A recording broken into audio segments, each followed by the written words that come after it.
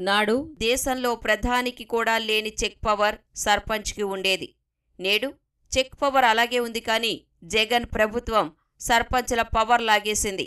పంచాయతీల ఖాతాల్లో నిధులు లేకుండా ఊడ్చేస్తోంది. గతంలో గ్రామానికి కావలసినవన్నీ సర్పంచ్లే నిర్ణయించేవారు. గ్రామ సభలో నిర్ణయాలు తీసుకునేవారు. నరేగాలో నిధులతో దర్జాగా రోడ్లు వేయించేవారు, కాలువలు తవ్వించేవారు.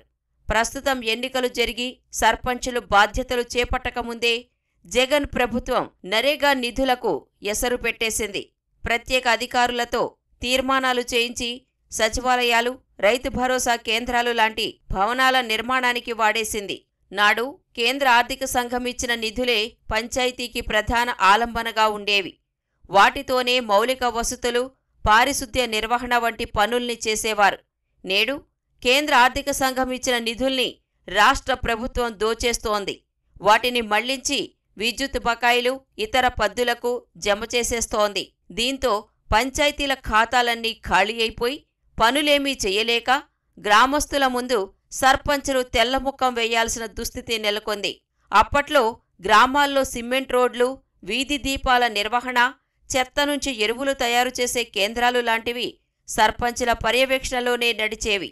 ఇప్పుడు ఎరువులు ఉత్పత్తి చేసే కేంద్రాలు ఎప్పుడో మూతపడ్డాయి. నిర్వహణ లేక వీధి దీపాలు వెలగడం లేదు. 1 కిలోమీటర్ సిమెంట్ రోడ్డు వేయడానికి డబ్బుల్లేవు. పారిశుద్ధ్య నిర్వహణ లేక గ్రామాలు అధ్వానంగా తయారయ్యాయి. నాడు సంక్షేమ పథకాలకు లబ్ధిదారులను సర్పంచులే ఎంపిక చేసేవారు. పథకాల అమల్లో వారే క్రియాశీలంగా వ్యవహరించేవారు. ప్రస్తుతం సర్పంచులకు సమాచారమే ఉండట్లేదు. లబ్ధిదారుల ఎంపిక నుంచి పథకాల అమలు వరకు అంతా సచివాలయ ఉద్యోగులదే పెత్తనం. నాడు సర్పంచ్ అంటే గ్రామస్తులకు ఒక గౌరవం. కాస్త శ్రద్ధగా, నిబద్ధతతో పనిచేసే వారినైతే ప్రజలు మరింత అభిమానంగా చూసుకునేవారు. అలాగే గ్రామ అభివృద్ధికి కృషి చేస్తున్నానన్న తృప్తి, ప్రజలు చూపించే ఆదరణతో కలిగిన సంతోషంతో సర్పంచుల ముఖాల్లో నవ్వులు విరిసేవి. నేడు చాలా చోట్ల గ్రామ వాలంటీర్కి ఉన్న గౌరవం కూడా సర్పంచ్కు ఉండట్లేదు. వాలంటీర్లు నెల నెల ఇళ్లకు వెళ్లి పింఛన్లైనా ఇస్తున్నారు.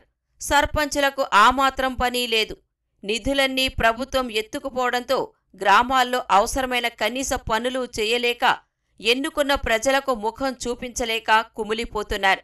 భిక్షమెత్తుతూ, రోడ్లు ఊడుస్తూ, బూట్లు తుడుస్తూ వివిధ మార్గాల్లో నిరసన తెలియచేస్తున్నారు. కానీ జగన్ ప్రభుత్వంలో మాత్రం మార్పు రాలేదు. సర్పంచుల్ని ఉత్సవ విగ్రహాల్లా మార్చేసిన వైకాపా ప్రభుత్వం పంచాయతీలకు సర్వాధికారాలు కల్పించిన 73వ రాజ్యాంగ సవరణ స్ఫూర్తికి తూట్లు పొడుస్తూ గ్రామ సచివాలయాల పేరుతో ఒక సమాంతర వ్యవస్థను తీసుకొచ్చింది.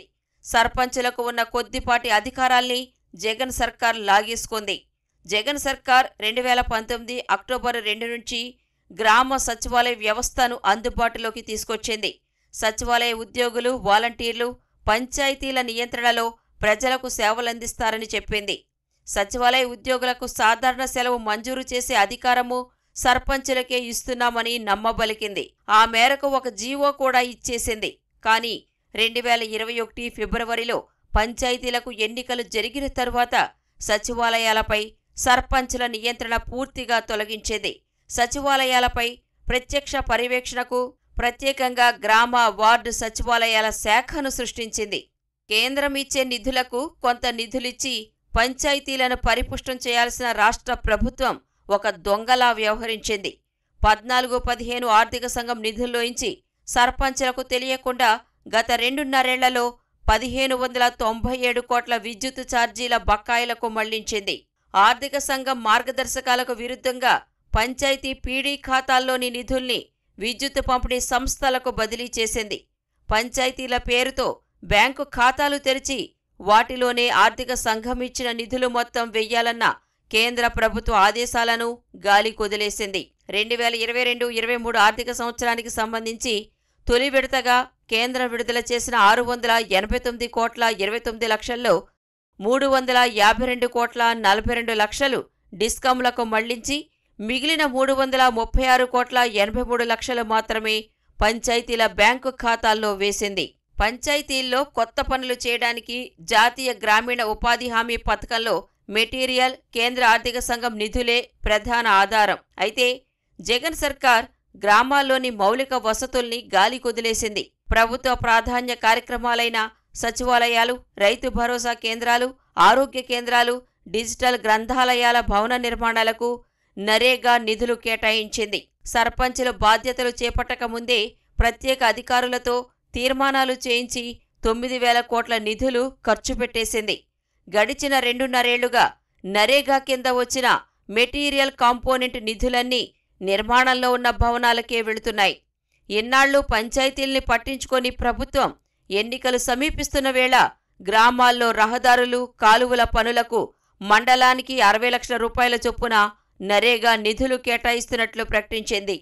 కానీ జగన్ ప్రభుత్వంలో మోసపోయిన సర్పంచులు పనులు చేస్తే ప్రభుత్వం బిల్లులు ఇస్తుందో లేదోనని ముందుకు రావడం లేదు.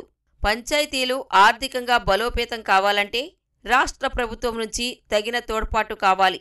ప్రధానంగా రాష్ట్ర ఆర్థిక సంఘం సిఫార్సులకు అనుగుణంగా రాష్ట్ర ప్రభుత్వం నిధులు సమకూర్చాలి.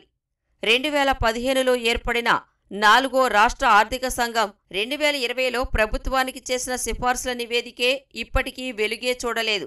సిఫార్సులు అమలు చేస్తే పంచాయతీలకు 1000 కోట్ల వరకు నిధులివ్వాల్సి వస్తుందని ప్రభుత్వం బుట్టదాఖలు చేసింది. ఆర్థిక సంఘం నిధులు నిలిపివేస్తామని కేంద్రం హెచ్చరించిన తరువాతే రాష్ట్ర ప్రభుత్వం ఇటీవల 5వ రాష్ట్ర ఆర్థిక సంఘం ఏర్పాటు చేసింది. ఇది ఇంకా పూర్తిస్థాయిలో కార్యకలాపాలు ప్రారంభించలేదు. వృత్తి పన్ను, తలసరి ఆదాయం, సీనరేజ్, స్టాంపు డ్యూటీ కింద పంచాయతీలకు కేటాయించాల్సిన నిధుల్లోనూ రాష్ట్ర ప్రభుత్వం తీవ్రమైన జాప్యం చేస్తోంది.